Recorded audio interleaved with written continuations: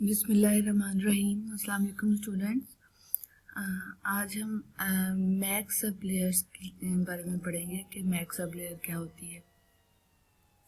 Mac stand for media access control, MAC, that is MAC stand for media access control. अब पहले देखेंगे कि Mac किस layer की सब लेयर है।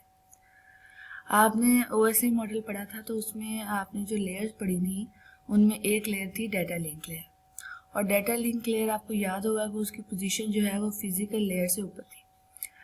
अब डाटा लिंक लेयर जो है वो सेकंड लेयर है फिजिकल लेयर के बाद जो आती है, और उसका काम क्या होता है कि उससे डाटा लिंक्स को मेंटेन रखना होता है बिटवीन द टू नोड्स। दो नोड्स के दरमियान में उसने डाटा का जो लिंक बना हुआ होता है उसको मेंटेन रखना होता है। डाटा लिंक लेयर का ये मेन टास्क होता है। इसकी अब सब लेयर्स होती हैं। डाटा लिंक लेयर की फर्दर सब लेयर्स होती हैं हमारे पास, जैसा कि logic link control sub layer LLC और दूसरी मैक होती है। ठीक है, दो सब लेयर्स होगी, एक तो हमारे पास होगी LLC और दूसरी मैक।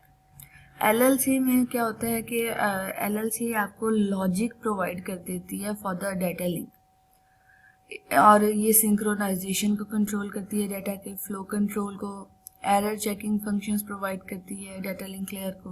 ये इसके कुछ काम हैं जो कि logic link control sub layer करती है।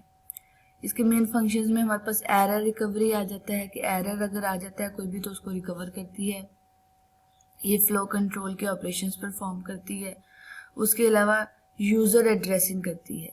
ठीक है, जो एड्रेसिंग टेक्निक है उसको इसमें फॉलो किया जाता है। अब मीडिया एक्सेस कंट्रोल दूसरी सब लेयर है हमारे पास जो कि मैक भी कहलाती है, और इस सब लेयर को ये डाटा लिंक लेयर की दूसरी सब लेयर है। पहली थी LLC, दूसरी है मैक। और इसके जिम्मे क्या काम है, इसने फ्लो कंट्रोल करना है और उसके अलावा मल्टीप्लेक्सिंग करनी है। ट्रांसमिशन मीडियम पर जो भी मल्टीप्लेक्सिंग होगी वो हमें मैक करके देगी, उसके अलावा फ्लो कंट्रोल करेगी। डेटा जितना भी डेटा पैकेट्स ट्रांसमिट हो रहे हैं उसको कंट्रोल करना भी मैक की जिम्मेदारी है। उसके अलावा ये डाटा को नेटवर्क पे ट्रांसफ़र करती है over the network interface card. Network interface card जो होता है जैसे कि NIC होती है, NIC जिसको हम बोलते हैं, उसके थ्रू ये नेटवर्क पे डाटा को ट्रांसफ़र करती है, और इसके कुछ फंक्शंस हैं जो कि हम डिस्कस करते हैं। मैक की ये 3 फंक्शंस हैं मैक के जो कि हम डिस्कस करेंगे। फर्स्ट ऑफ ऑल ये कैसे किसी भी नोड ने मीडिया तक एक्सेस लेनी है ये उसको कंट्रोल करता है। किस नोड को कब एक्सेस देनी है, कितनी एक्सेस देनी है, ये मैक लेयर कंट्रोल करती है।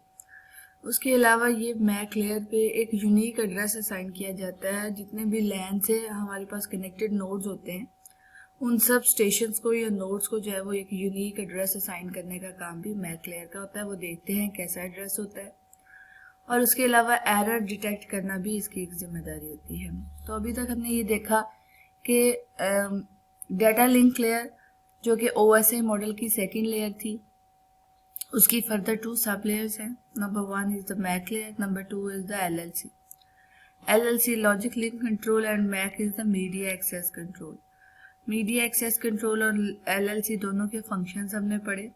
अब हम मैक लेयर को ज़रा इलेबोरेट करेंगे, उसके बारे में पढ़ेंगे, और मैक एड्रेस के बारे में पढ़ेंगे। अब हम मैक लेयर के कुछ प्रोटोकॉल्स पढ़ेंगे।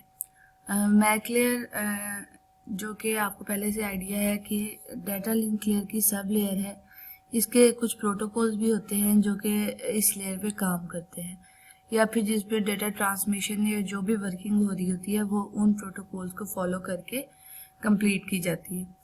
इसमें एक हमारे पास जो प्रोटोकॉल है that is carrier sense multiple access.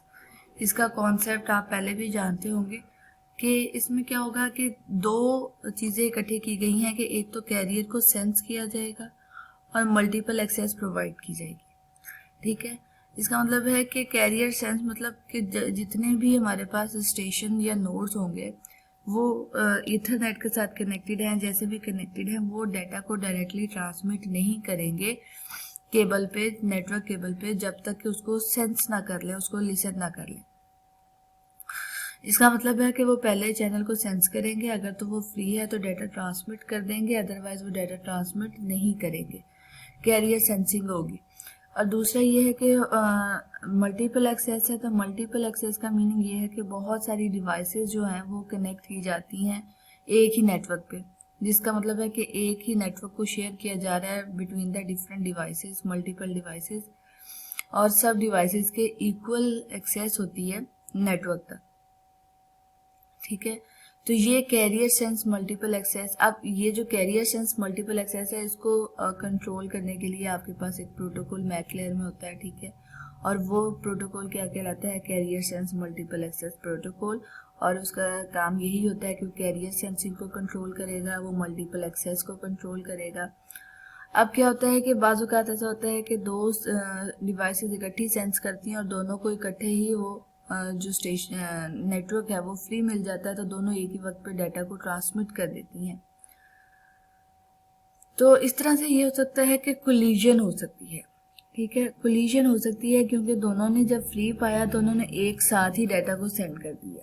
ठीक है, तो अब उसके लिए हमारे पास दो मेथड्स होते हैं कि एक तो हम कोलिजन को डिटेक्ट करते हैं और दूसरा हम कोलिजन को अवॉइड करते हैं। कि एक तो ये कि कोलिजन हो गई है तो उसको डिटेक्ट करके उसको रिकवर कर दिया जाए, दूसरी ये है कि हम कोलिजन को वैसे ही अवॉइड करें, उसको होने ही ना दें। तो ये दो मेथड हैं जो कि CSMA में हम यूज़ करेंगे। अब हम इसकी फर्स्ट टाइप देखेंगे, carrier sense multiple access collision detection.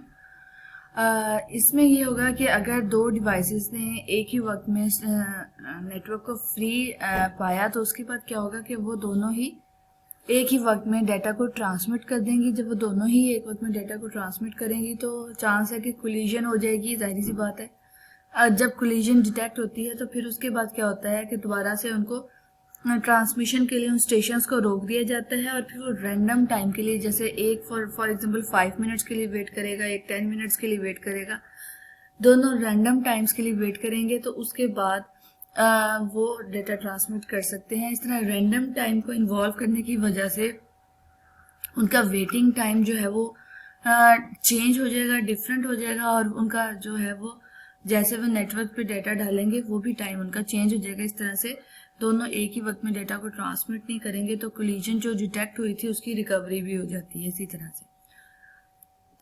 And the second method is carrier sense multiple access collision avoidance.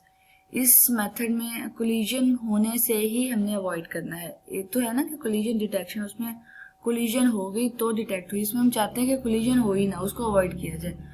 उसके लिए फिर क्या होता है, उसके लिए ये है कि जब दो स्टेशन फॉर एग्जांपल सेंस करते हैं मीडियम को और उसके बाद उनको लगता है कि मीडियम फ्री है और डाटा ट्रांसमिट कर सकते हैं, तो वो तब डाटा ट्रांसमिट नहीं करते, तब भी वो कुछ टाइम के लिए रैंडम टाइम के लिए वेट करते हैं।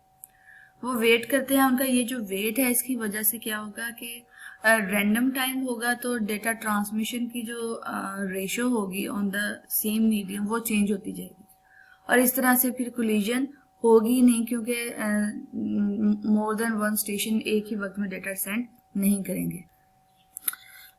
उसके अलावा हमारे पास एक इथरनेट प्रोटोकॉल होता है। इथरनेट प्रोटोकॉल मैक लेयर का प्रोटोकॉल है, और इथरनेट आपको अंदाज़ा है कि क्या होता है कि जैसे एक लैन बनी हुई होती है, उसमें जितने भी कंप्यूटर आपस में कनेक्टेड होते हैं वो इथरनेट के थ्रू आपस में कनेक्टेड होते हैं और एक दूसरे के साथ डेटा शेयर कर सकते हैं, डेटा ट्रांसमिट कर सकते हैं नेटवर्क के ऊपर, और उनकी स्पीड जो है वो 10 Mbps तक होती है तकरीबन, जो लैन में यूज़ होती है। उसके अलावा इथरनेट के कुछ कार्ड्स यूज़ होते हैं जिनको हम फास्ट इथरनेट कार्ड्स भी बोलते हैं। ठीक है, और ये हाई स्पीड लैन को शो करते हैं कि मतलब उसमें लैन की स्पीड काफ़ी ज़्यादा हो जाती है। और इसी तरह फास्ट इथरनेट कार्ड्स की वजह से ही उसकी स्पीड जो है वो 10 Mbps से 100 पे गई, 100 से वो 1000 और 1000 से 10,000, इस तरह इनकी कुछ स्पीड जो है वो 1000 Mbps या फिर 10,000 Mbps तक चली गई है, जिसको हम गीगाबिट या 10 गीगाबिट इथरनेट बोलते हैं। और उसके अलावा हमारे पास जो लास्ट प्रोटोकॉल हम पढ़ने जा रहे हैं मैक लेयर का, दैट इज टोकन रिंग। वो protocols MAC layer protocols token ring पे इम्प्लीमेंट होंगे, और टोकन रिंग का कॉन्सेप्ट ये है कि सारे के सारे जो स्टेशंस हैं या नोड्स हैं वो एक लैन में कनेक्टेड होते हैं, और वो लैन जो है वो या तो रिंग टोपोलॉजी के थ्रू कनेक्टेड होती है आपस में या फिर स्टार टोपोलॉजी के थ्रू। अब इसमें ये होता है कि इसमें एक लॉजिकल टोकन होता है जो कि होस्ट टू होस्ट मूव करता है, और जिस होस्ट ने डेटा ट्रांसमिट करना होता है वो उस टोकन को ऑक्यूपाई कर लेता है, ग्रैब कर लेता है और उसके बाद अपना डेटा ट्रांसमिट करना शुरू कर देता है। और एक दफ़ा जब तक वो डेटा सारा ट्रांसमिट नहीं कर लेता वो टोकन उसी के पास रहता है। जब डेटा ट्रांसमिट हो जाता है सारा, तो फिर जो टोकन है वो रिलीज कर दिया जाता है, ताकि कोई और अगर स्टेशन उसको लेना चाहे और यूज़ करना चाहे और डेटा ट्रांसमिट करना चाहे तो उसको कर सकता है। अब टोकन रिंग में कोलिजन बहुत कम हो जाती है, कोलिजन होती ही नहीं। इसकी रीज़न ये है क्योंकि जिसके पास टोकन है सिर्फ वही डेटा अपना ट्रांसमिट कर रहा है और टोकन एक ही पूरे नेटवर्क में मूव कर रहा होता है। तो इसकी वजह से सिर्फ जिसके पास टोकन होगा वो डेटा ट्रांसमिट करेगा और बाकी के जो स्टेशन है वो वेट करेंगे जब तक कि टोकन रिलीज नहीं हो जाता। तो इस तरह से एक वक्त में नेटवर्क पे सिर्फ एक ही स्टेशन अपना डेटा ट्रांसमिट कर सकता है, उससे ज़्यादा स्टेशन ट्रांसमिट नहीं कर सकते। So the chances of collision is reduced. तो हमने देखा कि डेटा लिंक लेयर की 2 सब लेयर्स होती हैं, LLC and MAC। LLC logic link control, that is MACA, MAC that is media access control. इनकी फंक्शनैलिटीज़ पढ़ी हमने और उसके बाद हमने देखा है कि MAC के कुछ प्रोटोकॉल्स हैं। MAC के प्रोटोकॉल्स में हमारे पास प्रोटोकॉल ईथरनेट आ जाता है, टोकन रिंग आ जाता है, CSMA आ जाता है और CSMA में फर्दर हमारे पास CSMA CD आ जाता है और CSMA CA आ जाता है। और इनका रिव्यू, टोकन रिंग आपको आइडिया है कि एक टोकन मूव करता है और उसको जो टेक ओवर कर लेता है वो डेटा ट्रांसमिट कर सकता है। सिर्फ इस टोकन रिंग को हैंडल करने के लिए, इस लैन टेक्नोलॉजी को हैंडल करने के लिए मैक लेयर का प्रोटोकॉल है टोकन रिंग, जो कि यूज़ करते हैं और उसको हैंडल किया जाता है। इसी तरह से हमारे पास CSMA प्रोटोकॉल्स हैं जो कि कैरियर सेंसिंग के लिए यूज़ होते हैं और उसके अलावा मल्टीपल एक्सेस के लिए यूज़ होते हैं। उसमें कुछ कोलिजन डिटेक्शन के लिए हैं, कुछ कोलिजन अवॉइडेंस के लिए हैं। इसके अलावा कुछ प्रोटोकॉल्स हैं जो कि हमारे पास ईथरनेट के लिए यूज़ होते हैं। ये मैक लेयर प्रोटोकॉल्स ही हैं। So MAC layer protocols are use for the Ethernet, for the CSMA, for CSMA CD, for CSMA CA and token ring.